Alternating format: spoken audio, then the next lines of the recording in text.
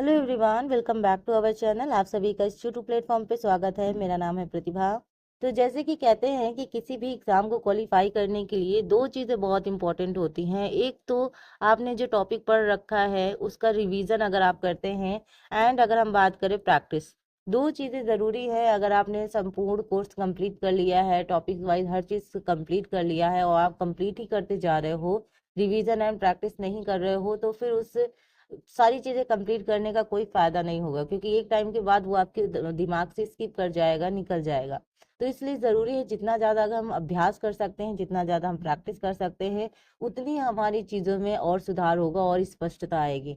तो इसलिए ज़रूरी है कि आप हमारे प्रैक्टिस सेशन में जुड़ जाएं। लगातार मैं आपके लिए ये वीडियो लाती रहूंगी, जहाँ पे हम सामान्य अध्ययन के साथ साथ हिंदी के भी कुछ क्वेश्चन करेंगे जो हमें हेल्प करेंगे हमारे एग्जाम में। तो चलिए स्टार्ट करते हैं आज की वीडियो। आज की वीडियो में आपके लिए जो पहला क्वेश्चन है वो है कि जब एक पत्थर को चांद की सतह से पृथ्वी पर लाया जाता है तो इसका द्रव्यमान बदल जाएगा, इसका भार बदल जाएगा परंतु द्रव्यमान नहीं। सी है भार और द्रव्यमान दोनों बदल जाएंगे, और डी है न द्रव्यमान और ना ही भार बदलेंगे। तो आपको बताना है प्रश्न जो पहला है उसका आंसर क्या होगा, उसका उत्तर क्या होगा, ये आपको बताना है। तो क्वेश्चन देखिए, क्वेश्चन को पढ़िए और फिर आंसर देने की कोशिश कीजिए।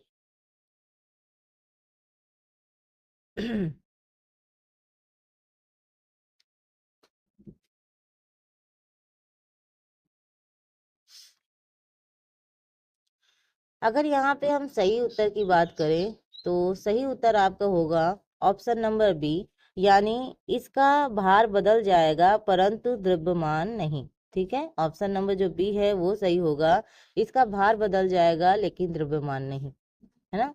तो जैसे चंद्रमा पर गुरुत्वीय त्वरण का मान पृथ्वी के जो गुरुत्वीय त्वरण है उसका 1/6 होता है ना। अतः चंद्रमा पर किसी भी वस्तु का जो भार है वो पृथ्वी के भार का 1/6 होता है। कितना? 1/6 होता है। तो किसी वस्तु का द्रव्यमान एक स्थान से दूसरे स्थान पर ले जाने से नहीं बदलता, परंतु उसका जो भार होता है वो बदल जाता है, क्योंकि वस्तु का भार उस वस्तु पर लगने वाले गुरुत्वीय बल पर निर्भर करता है। तो इतनी चीजें याद रखिएगा। तो इस हिसाब से जो आपका राइट आंसर है वो क्या होता है, आपका ऑप्शन नंबर बी होता है, यानी आपका भार बदल जाएगा परंतु द्रव्यमान नहीं। ठीक है, चलिए नेक्स्ट क्वेश्चन देखते हैं। नेक्स्ट क्वेश्चन है कि गोताखोरों द्वारा गहरे समुद्र में सांस लेने के लिए ऑक्सीजन के साथ किस गैस को मिश्रित किया जाता है। गोताखोरों द्वारा गहरे समुद्र में सांस लेने के लिए ऑक्सीजन के साथ किस गैस को मिश्रित किया जाता है। हीलियम, नाइट्रोजन, जीनोन या अमोनिया।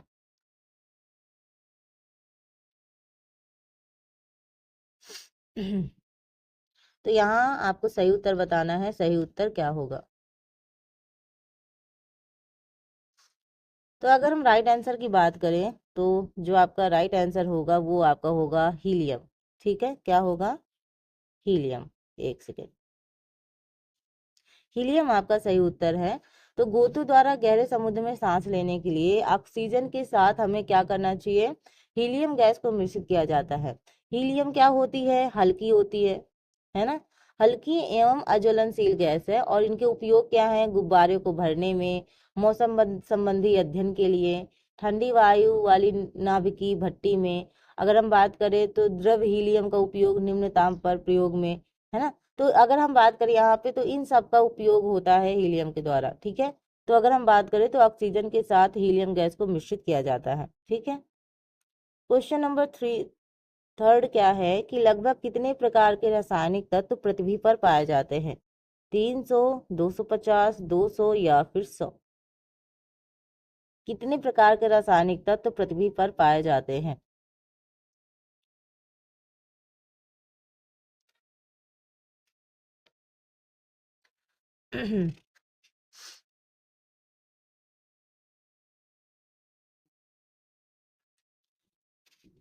तो यहाँ अगर हम बात करें क्वेश्चन की, तो इसमें जो राइट आंसर होगा वो आपका होगा option number D.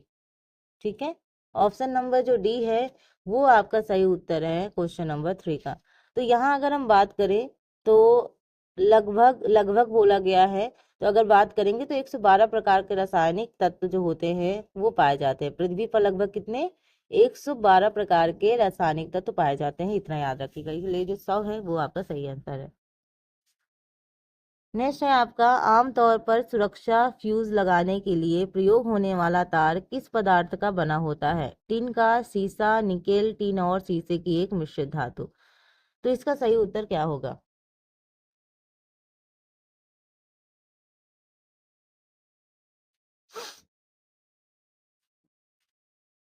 Question number 4 का आंसर क्या होगा? तो इसके अगर हम उत्तर की बात करें तो जो इसका उत्तर होगा वो होगा ऑप्शन नंबर डी, टिन और शीशे की एक मिश्रित धातु। तो टिन और शीशे की एक मिश्रित धातु अगर हम इसकी बात करें तो क्योंकि क्या होता है कि इसका जो गलनांक होता है वो कम होता है ना, इसलिए आमतौर पर सुरक्षा फ्यूज लगाने के लिए तार और टिन और शीशे की एक मिश्रित धातु होती है, जिसका क्या होता है, एक तरीके से गलनांक क्या होता है, कम होता है। ठीक। नेक्स्ट क्वेश्चन है क्वेश्चन नंबर 5। थोड़ा जूम करते हैं ताकि और क्लियर हो। तो क्वेश्चन नंबर 5 में पूछा गया है कि पीतल के बर्तनों को कलई करते समय गर्म बर्तन की सफाई के लिए प्रयोग किए जाने वाले अमोनियम क्लोराइड चूर्ण से निकलने वाला धुआं है ammonia, carbon monoxide, chloric acid का हाइड्रो, अमोनिया और हाइड्रोरिक एसिड का। सो आपको इसका उत्तर बताना है, इसका राइट आंसर क्या होगा? Question number 5।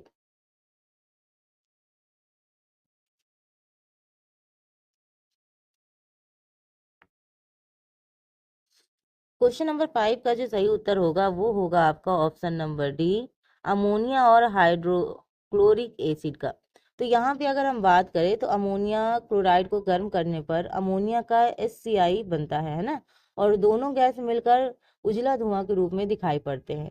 तो इतना याद रखिएगा, ठीक है।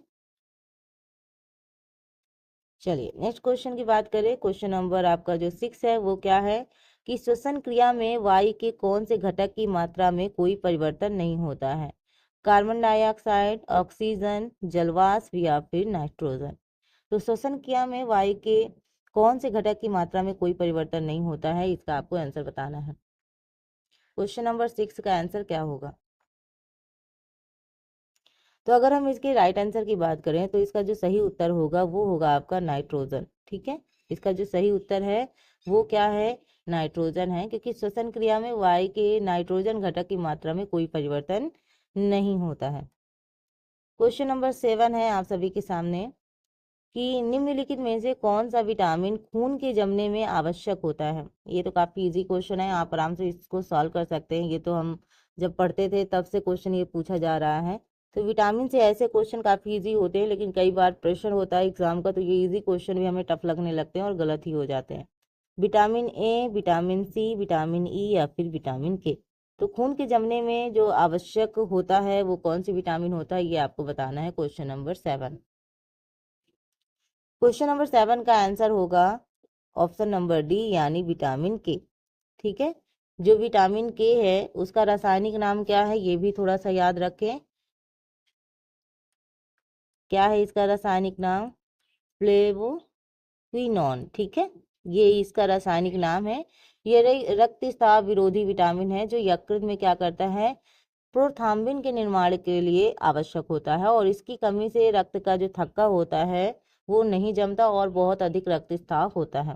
तो जैसे आप जानते हैं कि कहीं आपका कट गया, अगर मान लो स्किन में कहीं चोट लग गई, कट गया, तो आपका जब ब्लड बाहर आता है ना, तो ये जो थोड़ी देर बाद धीरे धीरे खून सूख जाता है, ये इसी की उस वजह से होता है, विटामिन के की वजह से। अदरवाइज आपकी विटामिन के की मात्रा कम होगी तो वो रक्त ज़्यादा बहता रहेगा, वो रुकेगा ही नहीं, क्योंकि उसका थक्का ही नहीं जमेगा। तो इसलिए विटामिन जो के है वो आपका राइट आंसर है। क्वेश्चन नंबर 8 है, निम्नलिखित में से कौन सा मनुष्य में अवशेषी अंग नहीं है? जब नहीं आए तो इसको हाईलाइट कर दिया करें। निक्टीटेरिक पर्दा, कर्णपाली की कर्णाभ मांसपेशियां, सामने वाले चपटे दांत या वर्मीफॉर्म अपेडिक्स।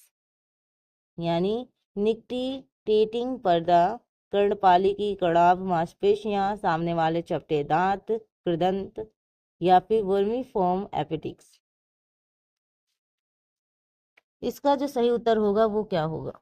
क्वेश्चन नंबर 8 देखिए और उत्तर देने की कोशिश कीजिए। सभी बच्चे उत्तर जरूर दिया करिए, क्योंकि आंसर देने से ये होता है कि हाँ हम कुछ कर पा रहे हैं या नहीं, है ना। तो क्वेश्चन नंबर जो 8 है उसका जो आपका राइट आंसर होगा ये आपका होगा ऑप्शन नंबर सी, यानी सामने वाले चपटे दांत यानी कृदंत। ठीक है, ये आपका सही उत्तर होगा। तो यहाँ अगर हम बात करें, शरीर में कुछ ऐसे अंग होते हैं जो विकास क्रम में अभी भी मौजूद है, लेकिन अगर हम बात करें उनमें क्रियाशील नहीं होते हैं, तो उन्हें हम कैसे अंग बोलते हैं? अवशेषी अंग बोलते हैं। कैसे अंग बोलते हैं? अवशेषी अंग बोलते हैं। जैसे मान लो जो निक्टिटेटिंग जो पर्दा है, ठीक है, परत है, पर्दा की जगह अगर हम कहें परत, ठीक है, तो ज़्यादा सही होगा। आँख में है ना। कर्णपाली की कड़ा मांसपेशियाँ किस में है? कान में, है ना। अगर हम बात करें यहाँ पे वर्मीफॉर्म एपेडिक्स कहाँ पे होता है? पेट में, है ना। तो सामने वाले जो चपटे दांत है यानी कृदंत है, ये अवशेषी अंग नहीं होते हैं, क्योंकि ये चबाने में काम आते हैं। इसमें चबाने में काम आते हैं। बाकी निक्टिटेटिंग जो परत है वो मैंने आपको बता दिया, ये कहाँ है? आँख में, ठीक है। कर्णपाली की कड़ाम मांसपेशियां कान में। और अगर हम बात करें यहाँ पे वर्मीफॉर्म एपेडिक्स, ये कहाँ है? पेट में, ठीक है। तो याद रखिएगा। बाकी जो सामने वाले जो चपटे दांत है वो क्या है? वो चबाने में काम आते हैं। क्वेश्चन नंबर 9 है कि शर्कराओं में सबसे मीठी है। शर्कराओं में सबसे मीठी है फैक्टोज, ग्लूकोज, सुक्रोज या फिर लैक्टोज। तो शर्कराओं में सबसे मीठी कौन सी है? ये आपको बताना है। क्वेश्चन नंबर जो 9 है इसका राइट आंसर आपका होगा ऑप्शन नंबर ए, फैक्टोज। तो जो फैक्टोज है ये मोनोसैकेराइड कार्बोहाइड्रेट है और जो सबसे मीठा होता है। ठीक है, याद रखिएगा जो फैक्टोज है वो क्या है? मोनोसैकेराइड कार्बोहाइड्रेट है जो सबसे मीठा होता है।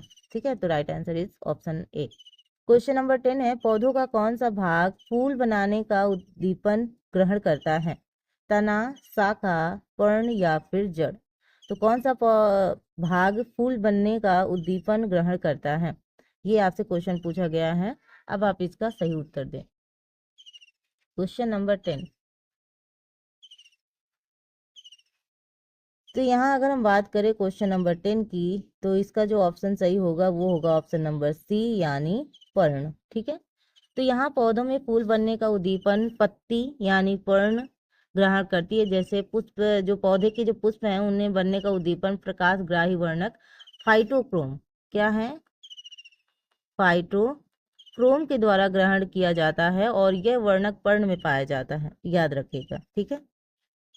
क्वेश्चन नंबर 11 है निम्न में से किस रोग को एंटीबायोटिक्स द्वारा ठीक नहीं किया जा सकता? यानी निम्न में से किस रोग को एंटीबायोटिक्स द्वारा ठीक नहीं किया जा सकता?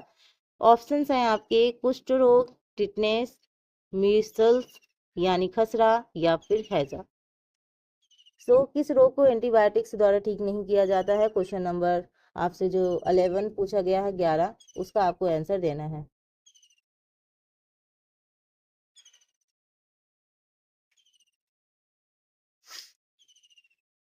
तो 11 का जो आपका सही उत्तर होगा वो आपका होगा ऑप्शन नंबर सी, यानी मीसल्स यानी खसरा, है ना। मीसल्स यानी खसरा। अगर हम बात करें जो एंटीबायोटिक्स वो जीवाणु की कोशिका विष्ट को नष्ट कर उसे मार देता है, ठीक है। और चूंकि खसरा एक विषाणु जनित रोग है, तो और जो विषाणु कोशिका भित्ति जैसे संरचना में नहीं पाई जाती, अतः जो एंटीबायोटिक्स विषाणु जनित रोग है वो ठीक नहीं कर पाता है। इतना याद रखिएगा। क्वेश्चन नंबर 12 है निम्नलिखित में से कौन सा युग्म सुमेलित नहीं है? आपसे नहीं वाला पूछा जा रहा है। ये 4 ऑप्शन में से आपको बताना है कौन सा सही सुमेलित नहीं है। जेम्स वॉट वास्पिंजन, A G Bell telephone, J L Baird television, J Perkins penicillin.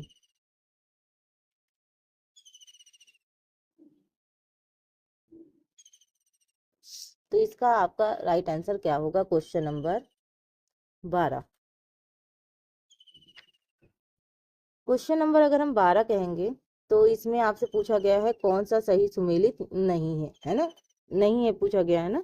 तो नहीं है में आपका जो सही आंसर है वो है जे परकिंस पेंसिलिन। यहाँ तक आएगा भी नहीं, ठीक है। इसी से देखते हैं, जो जे परकिंस पेंसिलिन, ये आपका सही उत्तर नहीं है, ऑप्शन नंबर डी। तो अलेक्जेंडर फ्लेमिंग ने पेंसिलिन का आविष्कार किया। किसने किया पेंसिलिन का आविष्कार? अलेक्जेंडर फ्लेमिंग, ठीक है। इन्होंने पेंसिलिन का आविष्कार किया है और उन्होंने 1928 में, कब? 1928 में इसका आविष्कार किया था और ये स्कॉट जो लैंड है उस देश के रहने वाले थे।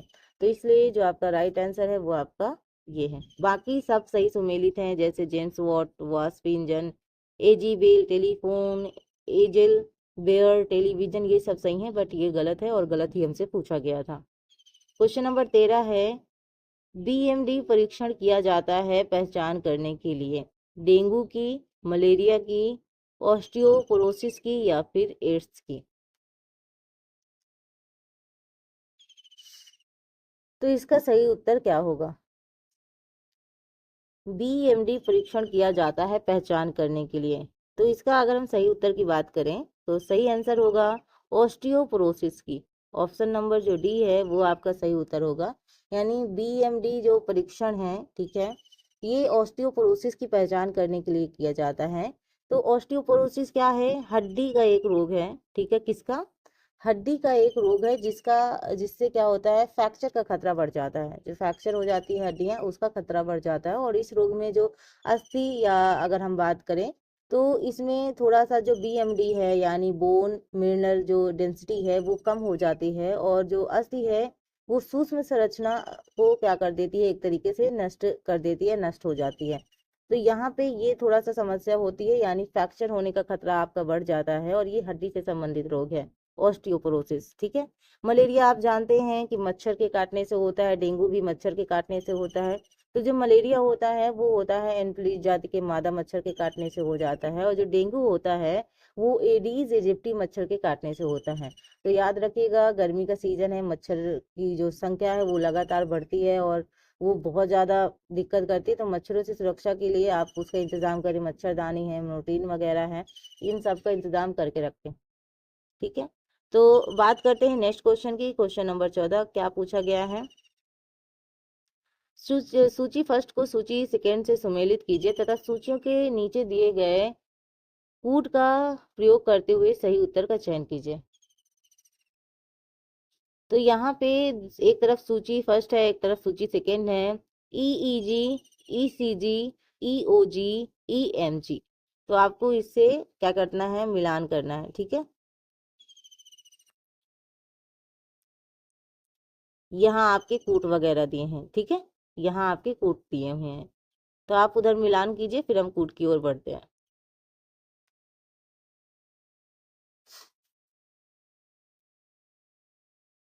चलिए, सो क्वेश्चन नंबर जो 14 है उसका राइट आंसर क्या होगा?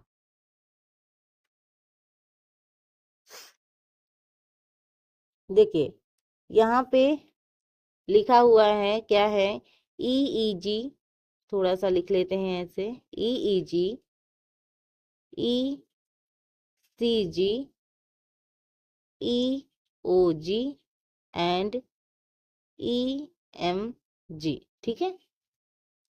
तो ऐसे होगा, अगर हम बात करें यहाँ पे ईईजी का, ठीक है, तो ईईजी मस्तिष्क के अंदर न्यूरॉन की बौछार से सिर की त्वचा में वैद्युत गतिविधियों की अभिलेखन प्रक्रिया होती है। कहाँ पे? मस्तिष्क में। तो इसका क्या होगा? सी होगा, ठीक है। ईसीजी, अगर हम ईसीजी की बात करेंगे तो यहाँ पे हृदय से हृदयी चक्र की विद्युत क्रियाओं का प्रस्तुतिकरण करता है, तो ये आपका संबंधित होगा हृदय से। अगर हम ईओजी की बात करें तो रेटिना की विश्राम क्षमता की मापन की एक तकनीक है, तो ये किससे संबंधित होगा? आंख से, यानी ऑप्शन नंबर बी। अगर हम बात करेंगे ईएमजी का, तो एक ऐसा परीक्षण है जिसमें जो मांसपेशियां होती हैं उनका नियंत्रण करने वाली नसों की स्वास्थ्य की जांच की जाती है, तो ये होगा ऑप्शन नंबर पहला, ठीक है। तो यहाँ पे अगर हम राइट आंसर की बात करें, ठीक है, तो जो आपका राइट आंसर होगा वो आपका होगा ऑप्शन नंबर बी, ठीक है। ऑप्शन नंबर जो बी है वो आपका सही उत्तर होगा। नेक्स्ट क्वेश्चन है क्वेश्चन नंबर 15। जिस सिद्धांत पर ऑप्टिकल फाइबर कार्य करता है वह है पूर्ण आंतरिक परावर्तन, अपवर्तन, प्रकीर्णन या फिर व्यक्तीकरण। क्वेश्चन नंबर 15 का आंसर क्या होगा? क्वेश्चन नंबर 15 का आंसर क्या होगा? तो यहाँ पे अगर हम बात करें इसके राइट आंसर की, आई होप आपने अपना राइट आंसर दे दिया होगा।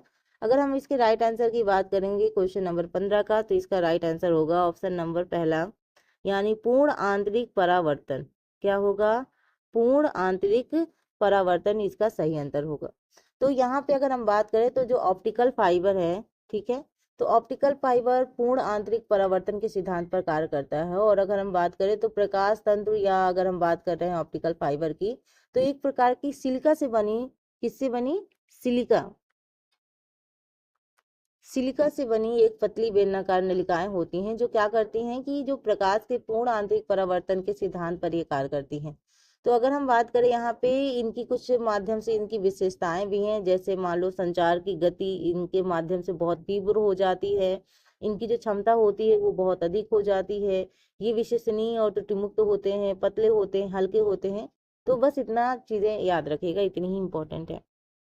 क्वेश्चन नंबर आपका 16 है कि किस शासक के काल में चतुर्थ बौद्ध संगीति का आयोजन कश्मीर में हुआ था? तो आपसे पूछा गया है जो चौथी बौद्ध संगीति हुई थी वो किसके शासनकाल में हुई थी, ये पूछा है। अशोक के, कालाशोक के, कनिष्क के या फिर अजातशत्रु के?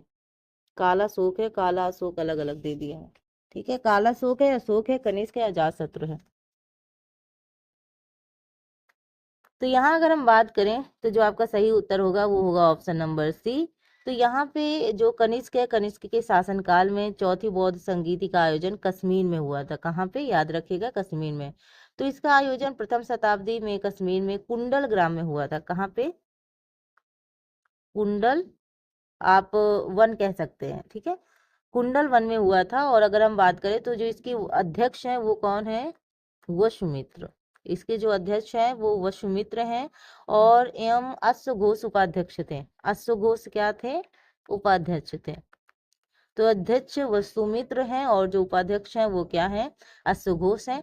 तो इस बौद्ध संगीत में विभाषा शास्त्र नामक टीका का संकलन भी किया गया था। कौन सा?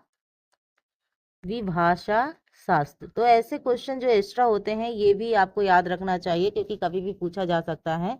तो इसी बौद्ध संगीति में जो हुआ था चतुर्थ वाले, इसी में जो बौद्ध धर्म है वो दो संप्रदाय में बढ़ गया। एक कौन सा था? हीनयान, और दूसरा कौन सा था? आपका महायान। तो याद रखिएगा, चतुर्थ बौद्ध संगीति में बौद्ध धर्म को दो संप्रदायों में बांट दिया गया था, एक तो हीनयान और दूसरा क्या था?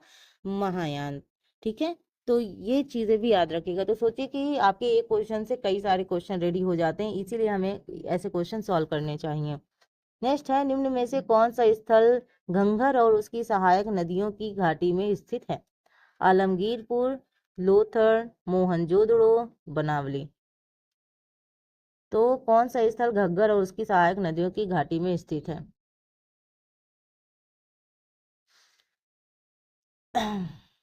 तो यहाँ अगर हम बात करें तो इसका जो सही उत्तर होगा वो होगा आपका बनावली।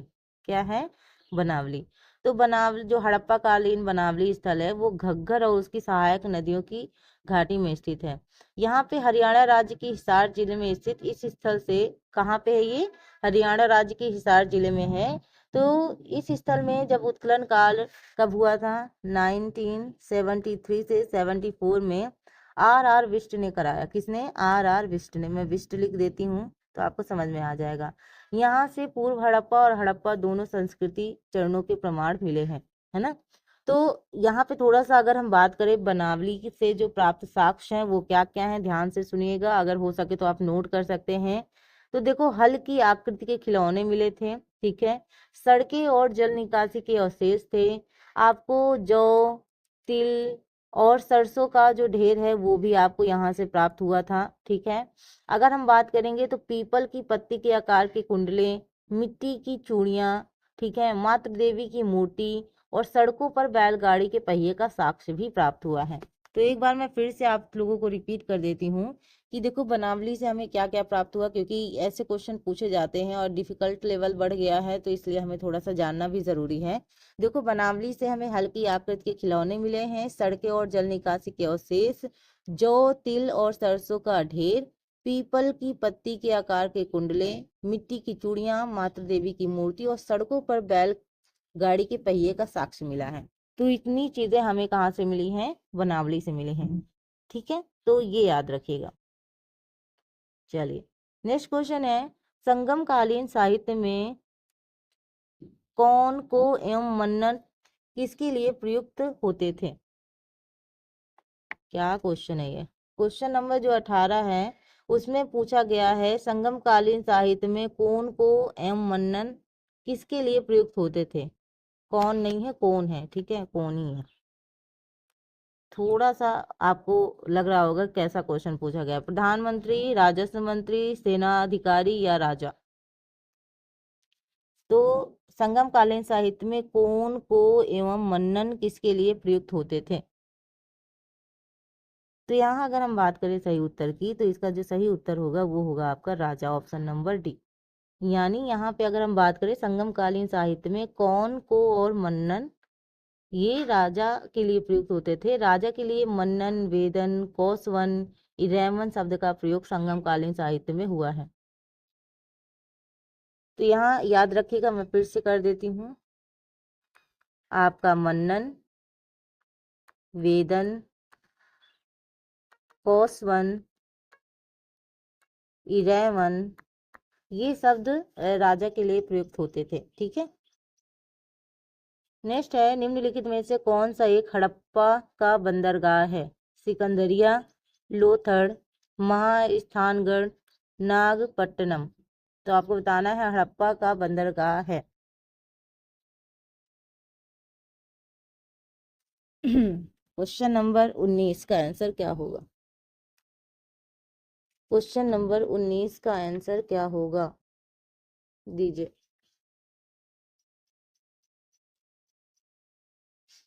तो यहाँ अगर हम बात करें, इसका आंसर होगा ऑप्शन नंबर बी, लोथड़।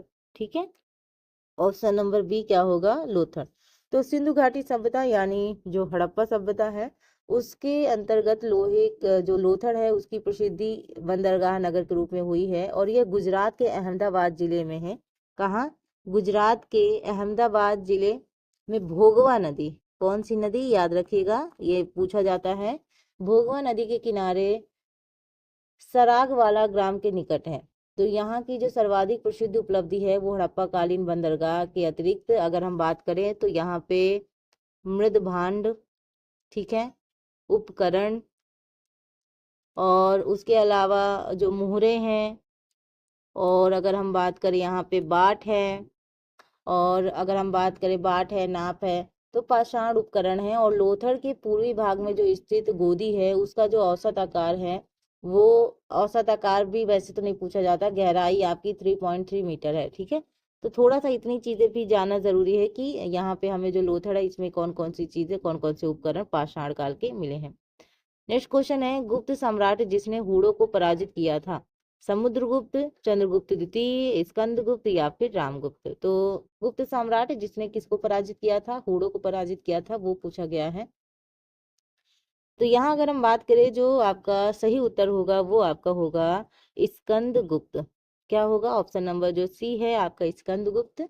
तो गुप्त सम्राट स्कंदगुप्त ने हूणों को पराजित किया, और स्कंदगुप्त को राज सिंहासन पर बैठते ही चूनागढ़ अभिलेख में मलेक्ष के रूप में हूणों के आक्रमण का क्या करना पड़ा? सामना करना पड़ा, और उन्हें इस चीज में सफलता भी मिली है। ठीक है,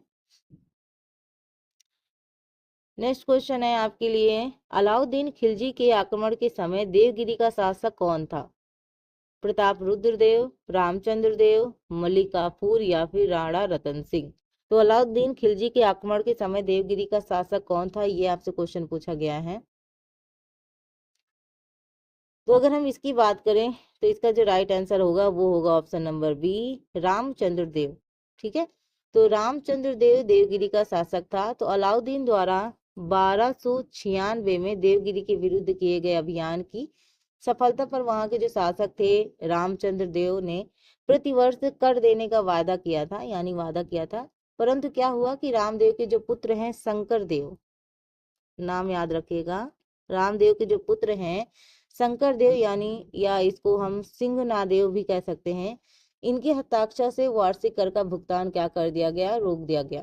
तो अतः क्या हुआ, जो अलाउद्दीन है, ठीक है, तो अलाउद्दीन ने अपने जो नाइक मलिक काफूर के नेतृत्व में एक सेना को देवगिरी पर आक्रमण करने के लिए भेजा। तो इनके जो नाइक हैं, क्या नाम है अलाउद्दीन के, मलिक काफूर, क्या नाम है, मलिक काफूर को क्या कर दिया कि वहां पर आक्रमण करने के लिए भेजा, और भयानक लूटपाट के बाद रामचंद्र ने आत्मसमर्पण कर दिया। किसने, रामचंद्र ने आत्मसमर्पण कर दिया। और जो रामचंद्र के सुल्तान के समक्ष प्रस्तुत होने पर सुल्तान ने उसके साथ उदारता का भी व्यवहार किया और राय नारायण की उपाधि भी दी। किसकी, राय रायन की उपाधि भी दी, और उसे सुल्तान ने गुजरात के नौसारी की जागीर और लाख स्वर्ण टके जो थे उन्होंने वापस मतलब भेंट दिया, उन्हें भेज दिया। और कालांतर में अगर हम बात करें तो जो राजा रामचंद्र देव हैं वो अलाउद्दीन के मित्र बन गए हैं। तो देखो, जैसे रामचंद्र ने समर्पण तो किया है, लेकिन उनसे खुश होकर उन्होंने जो अलाउद्दीन खिलजी हैं उन्होंने उनकी उपाधि भी दी और उनको बढ़िया वापस भेज भी दिया, भेंट वोट दे के। और वो रामचंद्र जो हैं वो अलाउद्दीन के मित्र भी बन गए। तो याद रखिएगा, ठीक है। तो कभी कभी लड़ाइयों से मेल मिलाप होता है और मित्र भी बन जाते हैं, ठीक है। निम्नलिखित में से किस मुस्लिम शासक ने तीर्थ यात्रा कर समाप्त कर दिया था। तो आपसे पूछा जा रहा है कि तीर्थ यात्रा कर समाप्त कर दिया था किसने, बहलोल लोदी ने, शेरशाह, हुमायूं या फिर अकबर।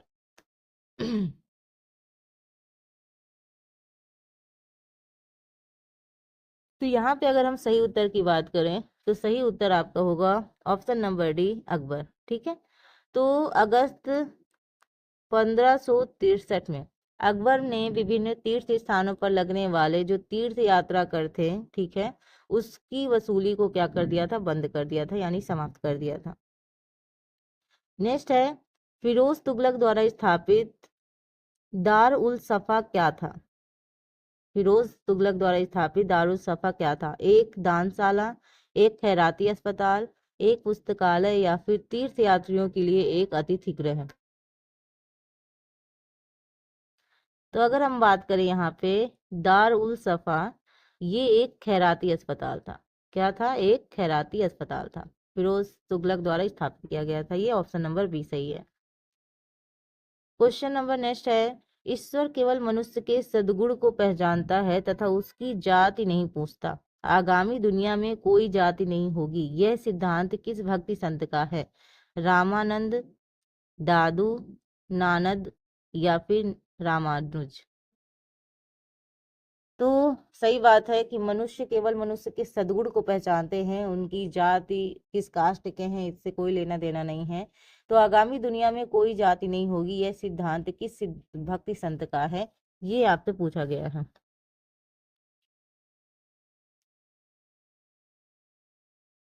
तो यहाँ पे अगर हम बात करें तो इसका जो सही उत्तर होगा वो होगा आपका ऑप्शन नंबर सी।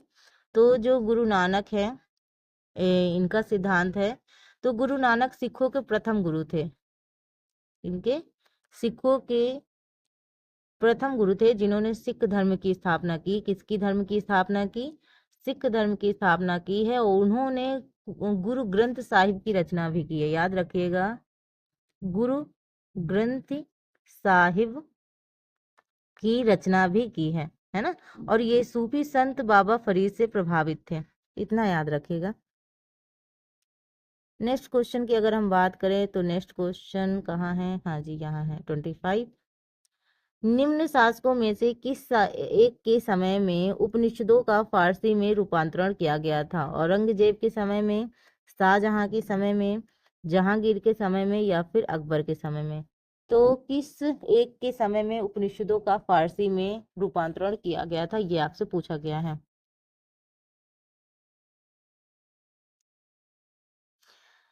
तो इसका अगर हम सही उत्तर देखें तो इसका जो सही उत्तर होगा वो शाहजहां के समय में, ठीक है। ऑप्शन नंबर जो बी है वो आपका सही होगा।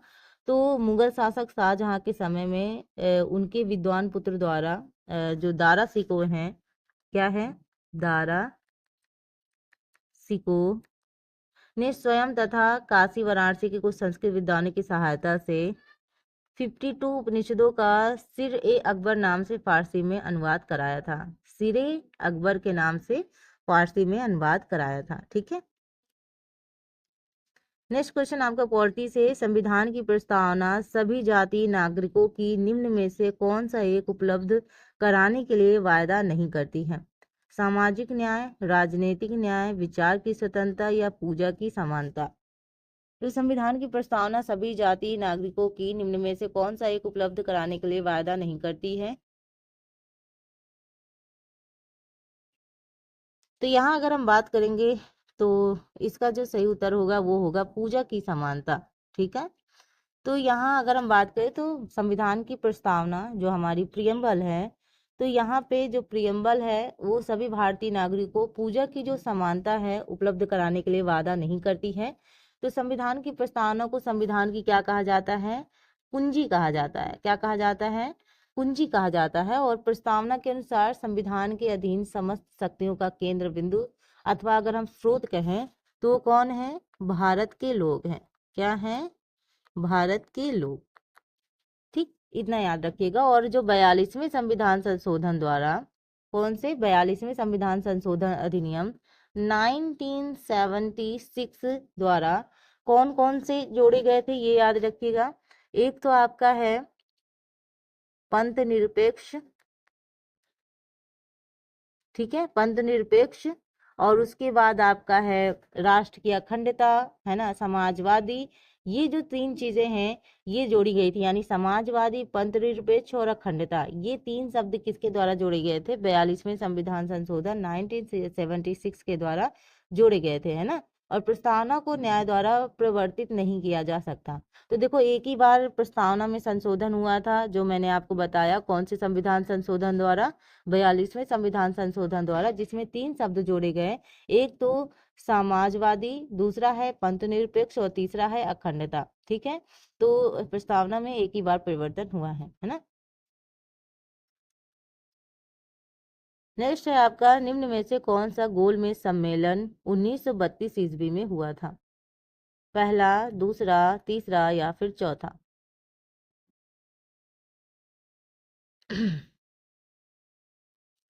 तो यहाँ अगर हम बात करेंगे तो जो आपका तीसरा गोलमेज सम्मेलन है, ठीक है, तीसरा, ये हुआ था 1932 में। अगर हम यहाँ पे प्रथम गोलमेज सम्मेलन की बात करेंगे तो ये हुआ था 1930 में। अगर हम यहाँ पे द्वितीय गोलमेज सम्मेलन की बात करेंगे तो ये हुआ था 1931 में।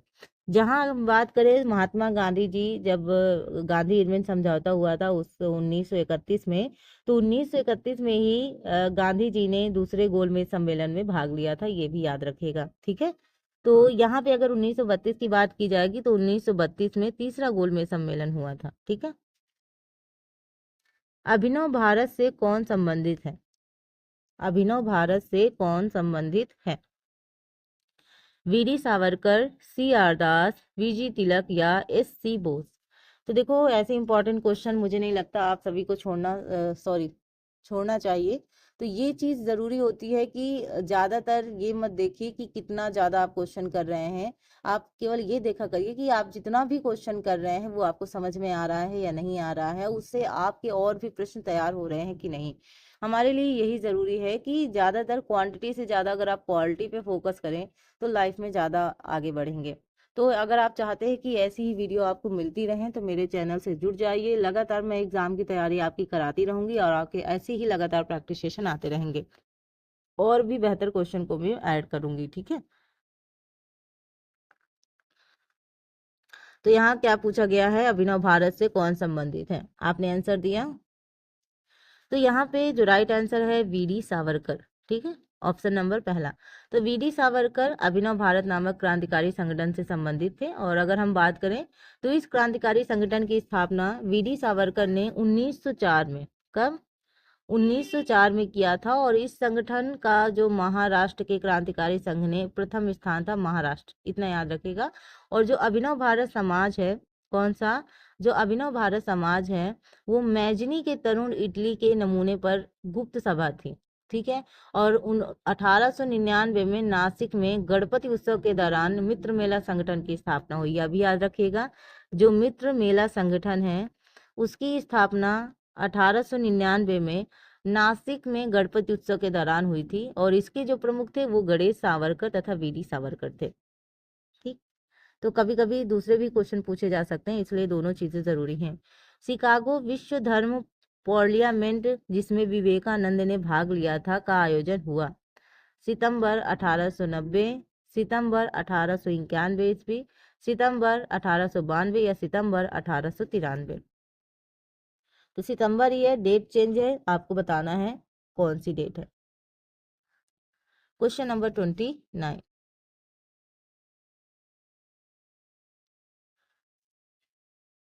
तो यहाँ पे अगर हम सही उत्तर की बात करें तो ऑप्शन नंबर जो डी है वो आपका सही उत्तर है, यानी सितंबर 1893 में हुआ था।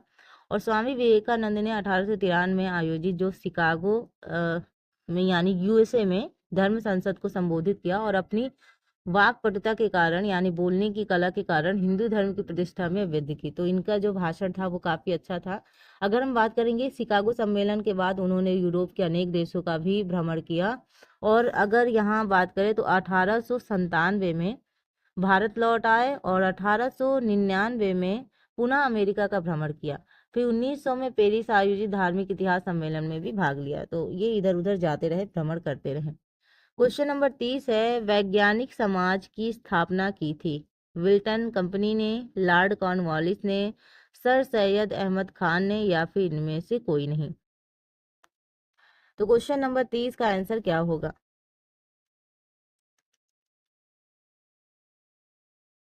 तो वैज्ञानिक समाज की स्थापना सर सैयद अहमद खान ने की थी। किसने की थी? सर सैयद अहमद खान ने की थी, इतना याद रखिएगा।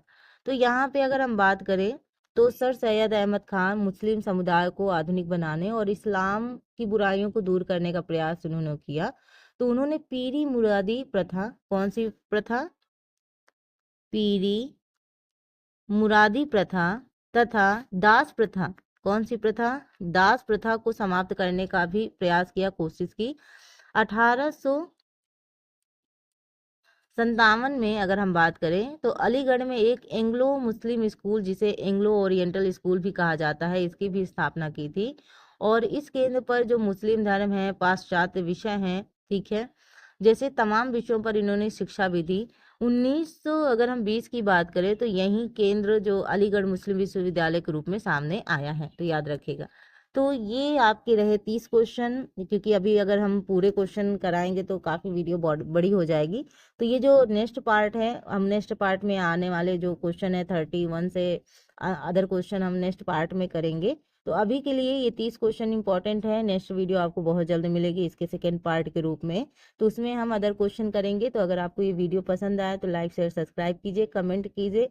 जहाँ पे आपको कोई भी दिक्कत हो रही है आप कमेंट के माध्यम से हमसे पूछ सकते हैं, हम आपको उसके आंसर देने की पूरी कोशिश करेंगे। और लगातार इस चैनल से जुड़ जाइए ताकि आपकी तैयारी और बेहतर हो सके। तो मिलते हैं अपने नेक्स्ट क्लास में, तब तक के लिए thank you for watching, thank you so much.